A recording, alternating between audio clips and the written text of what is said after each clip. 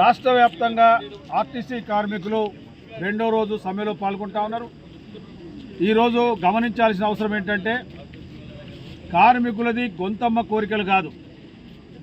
ఈ ప్రభుత్వం ఏదైతే గత ప్రభుత్వం ఇచ్చిన ఏదైతే కార్మికుల పట్ల అవలంబించిన కార్మిక వ్యతిరేక చర్యలను ఈ ప్రభుత్వం కూడా ఖండించింది.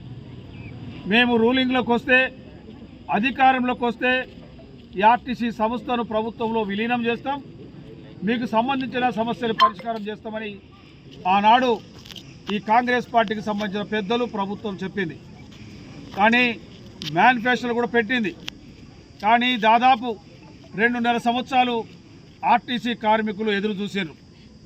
ఈరోజు దరిద్రం ఏంటంటే రాజ్యాంగంలో పొందుపరిచి డెమోక్రటికల్గా మన రాజ్యాంగంలో రాసుకొని ఏదైతే యూనియన్లు పెట్టుకోవచ్చు అని రాజ్యాంగంలో పొందుపరిచినా ఆనాటి ప్రభుత్వం బలవంతంగా యూనియన్లు తొక్కి గొంతు పిలిచి చంపేసిన వైనం చూశారు. ఇది అన్యాయం అని చెప్పి గద్దెనెక్కిన తర్వాత వాళ్ళు కూడా యూనియన్ పెట్టుకోవచ్చు అని చెప్పే పరిస్థితులు లేరు. దీన్ని ఇప్పటికే 2 నెలలుగా కార్మికులు ఇంతవరకు చర్చలు పిలిచిన న్యాదులు లేడు. మొన్న పిలిస్తే మళ్ళొక నెల వాయిదా కావాలంటా ఉన్నారు. ఈరోజు ఆలోచన చేయాలి.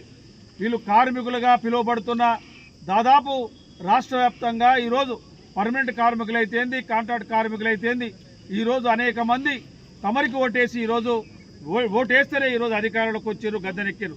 కాబట్టి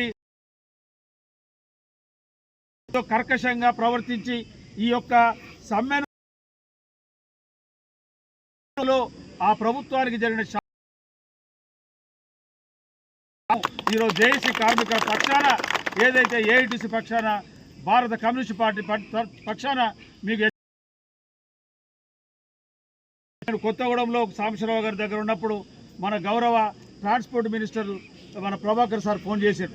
అన్న దీన్ని నివారించే ప్రయత్నం చేయండి, ఎందుకంటే యంత్రాంగం అనేది యాజమాన్యానికి కొన్ని ఆదేశాలు ఇవ్వండి, వారే దీన్ని పరిష్కారం చేయడానికి అవకాశం ఉంది. కానీ ప్రభుత్వం ఇన్వాల్వ్ అయిపోయి అసలు నాకు తెలిసి గమ్మతైన విషయం ప్రభుత్వంకి ఏంటి, ప్రభుత్వం అనేది ట్రాన్స్పోర్ట్ ఎంత దారుణం అంటే ఆర్టీకి సంబంధించిన ఆర్థికంగా సొసైటీ డబ్బులు వాడుకుంటారు. వీళ్ళు పిఆర్ నుంచి వాళ్ళ రిటైర్మెంట్ బెనిఫిట్స్ ఇవ్వరు, కనీసం ఆర్టీసీలో విలీనం చేయరు. వీళ్ళ కార్మికులు కూడా గుర్తించే పరిస్థితి లేదు.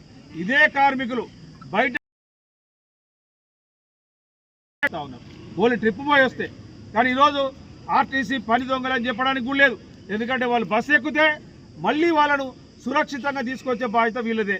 మధ్యలో మా టైం అయిపోయింది విధానం వర్తించదు వీళ్ళకు. కాబట్టి దీన్ని మానవతా హృదయంతో ఆలోచన చేయండి. ఈ కార్మిక సోదరులు కూడా మీకు వేసిన ఓటర్లుగా భావించండి.